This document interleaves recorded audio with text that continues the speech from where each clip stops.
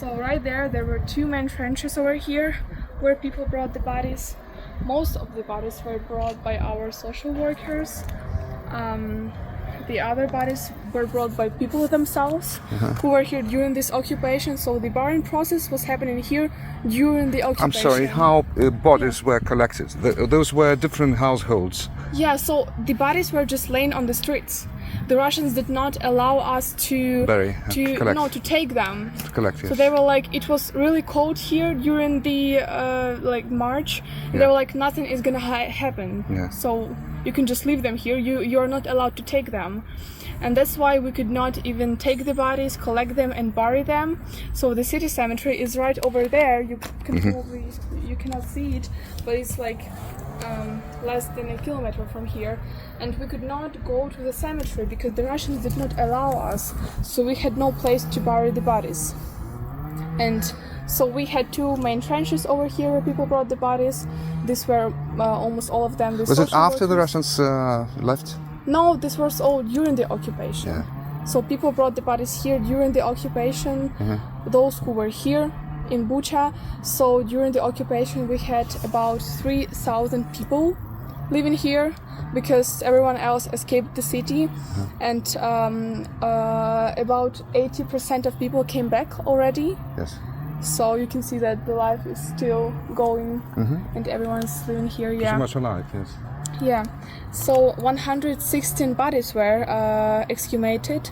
30 of them were women and 2 children. During the occupation, there were a few kids who were killed here during the occupation, and 2 of them were buried here in the trenches. So when exhumated, we saw them. And these 2 children were from this red house right here. Red. Yes, the red one. So they were buried here next to the house where they lived. Yeah. So we'll go to the church, you'll see the exhibition, and you will see how the exhumation process was happening. Okay. Yes. And this is exactly that place, and this is our answer to the Russians, who was telling us that it was all fake, it was all not truth, but these are all of the names. You can see the date when they were born and when they were killed.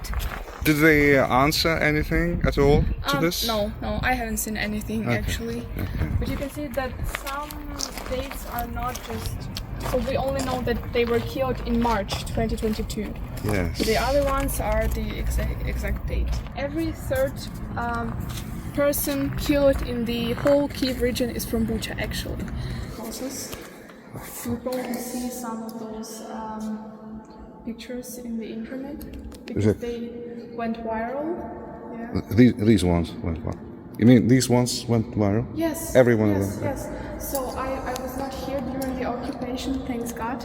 I was at my grandma's house, and then I saw all of these pictures in the news. And I live the next street from here, and I see this place every day when I'm walking around, and then I saw these pictures. I did not even know about the occupation, everything that happened here during the occupation, because people who were here with Russians, they had no internet connection, no electricity, nothing, and they could be killed just by having a patriotic photo of Ukrainian flag in their phones, or if the Russians, so when escaping the city, and Russians were looking through your phone, what do you have there? And if your dad, for example, is in armed forces, you could be killed without no questions. So this is the exhumation process.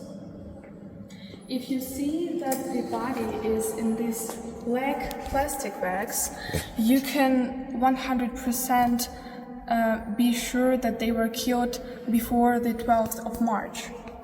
Because we had the possibility to collect the bodies, to collect them, to bury them, but the ones that have no plastic bags, they were just thrown away. So we were not allowed, this was the real occupation, we were not allowed to collect the bodies, to do anything with them. And this is the family just standing there and waiting to take the body of their family member. Yes. You will also see some of these bodies a bit later and how damaged they are. Okay. So Yes, so we had 501 killed civilians who did just nothing, because you know not all of the people had the opportunity to escape the city. I was the one who escaped it like 2 hours after the war began. I just woke up. Was it by accident or you planned it? Huh? I actually didn't know that the war began because I sleep well. And I didn't hear anything. I heard that it's loud, but my dad, he's working and it's always some kind of loud, and I thought that he's working or doing something. It's making noise, yeah? Yes. But then my best friend, Diana, she called me and she was asking, where are you going? Like Germany, Poland? I was like, no, I'm just having breakfast. And she was like, are you crazy? It's the war began. And I was like, no, what war, what are you talking about? Because I didn't even see the news. I just woke up, and then when having this video call, we heard the bomb falling. And I was like, oh my god. And then I just packed a few things, some water, my mobile phone, and we went to my grandma's house. And what about your parents? I went to my grandma's house with my mother and my brother. He was only 18, but he had his driver license, and my mom didn't. So that's how we went to my grandma's house. And my dad, he was waiting for this war. He was 100% sure that it will begin. And he was like, okay, pack your things and go, I'm staying here. And from the first day of the war, he went to the military, and now he's serving at the armed forces of Ukraine. So this is a horrible story, actually. This is a children's camp, a summer camp for children, and it had a large basement in it, and Russians used it as a torture room. So you can see that the bodies are really damaged. Some of them have no eyes, no teeth, like nothing. They're really damaged, and you can also see the bullet marks on the wall. So they were not just killing people, they were really torturing them. And the basement was really like huge. So they divided it into 2 areas. In the first area, they were torturing the people, and in the second one, they were just sleeping, having some rest, drinking tea, whatever. The executors. Yeah. So this is already the process of saving the bodies.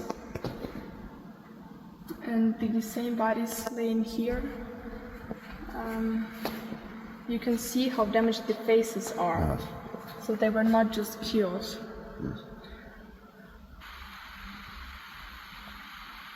And this is some Russian food.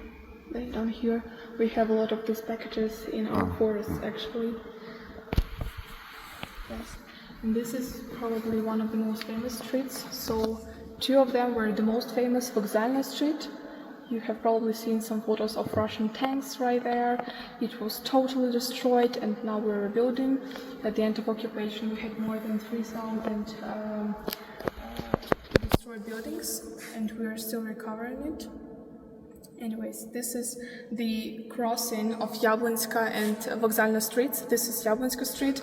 Only on this street, we had about 50 killed people, only on one street. All of them civilians. Yeah, so you can see that the woman was wearing a white tie. If you, like the Russians, they had these rules that if you're wearing a white tie, nothing won't happen because you're civilians. They will see you and do nothing. But as you can see, they were instantly killed.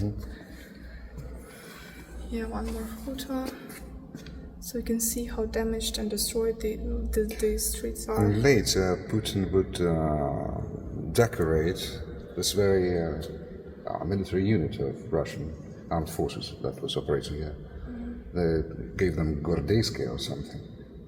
So he acknowledged in a way what they did. And this is one of the most famous pictures. This is the one I saw at the first day after the liberation. This was the man. You could probably see. You're probably wondering why are all of these people bodies laying on the streets? Why weren't they hiding in the basements, in the houses? It's because Bucha was under occupation for 28 days, So people needed groceries, they needed some water, they had nothing. For example, my friend, he lives right in this building, on the 3rd floor, and he had no food actually, but we were not here, and we have a large basement and a lot of things from my grandma. She always gives us a lot of things, and I was like, come here, take some potatoes, everything you need, and they had food. But these people, they had nothing, so they were going on the streets, they were trying to find some food. You can see some water right there, and the dog waiting for his owner.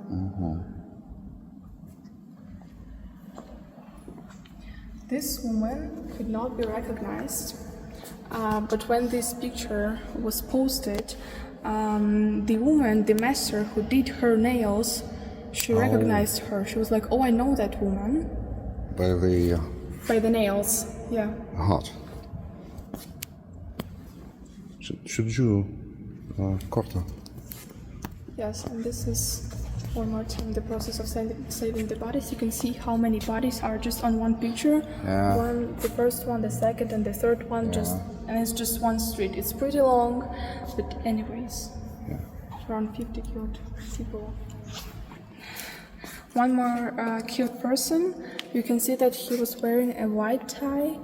That means that he was civilian. This was like his only hope, wearing this white tie, that he will not be killed. You can see that he was he had some groceries with him, so he probably wanted to go home and bring some food. He was killed. Those killings were, all of them, were by shooting from distance, just for fun. Yeah, just for fun. So they were just told that they can do everything they want, you know. And this is, you can see how damaged the buildings were. Yeah. And the body lane. Yeah. Down there. One more time, how damaged the bodies are. So it's not because they were just killed, it is because we could not collect them. We were not allowed to take the bodies because, of course, the family members, they wanted to take the bodies to bury them in an appropriate way, you know. Yeah.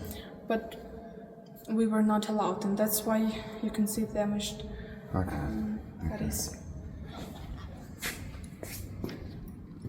Yeah, one more time. His friend who found. Yeah, his friend. And some people are wondering and asking us, why are the cars upside down? So the Russians were putting it upside down to take some gas, oil, fuel, petrol, because, you know, they had a lot of tanks here, but the city was really under the occupation, but they had no fuel. No one gave it to them, and they were running out of petrol, and that's why they were putting the cars upside down to take something, because so they could salvage more fuel from capsized car. Yeah. So this is the only way they could get some petrol from there. I'm sorry, is this surely a relative of the dead man? Yeah, he just found his Do you know him? friend. No, I don't know him. All right. But you know, because if a tank has no fuel, it's nothing. That's the same person, I believe. This is the same person. Okay. Yes, and one more time, this is right here is our railway station. And how damaged the houses are. If you go to this place right now, you will not even recognize it because it was overbuilt. Because, you know, people are coming back home. Yeah. They don't want to stay somewhere there in Germany or some other places. They're all really friendly, the hosting people. But it's like our home, and that's why I came back, because I had a dream to study abroad, but the half of my friends, they are staying in other countries and they are not going to come back, and that's why I decided to came here, because if no one stays here, how we are gonna live? What are you going to study? Already? International relations. I'm studying international relations. Yeah, and this is our city cemetery. You can see how many bodies are laying down here. So not all of them were identified. We had about 80 bodies that were not identified. Now not that much, of course, but some of the bodies... out of 501? no, 501 people were killed, but some of these people could not be identified.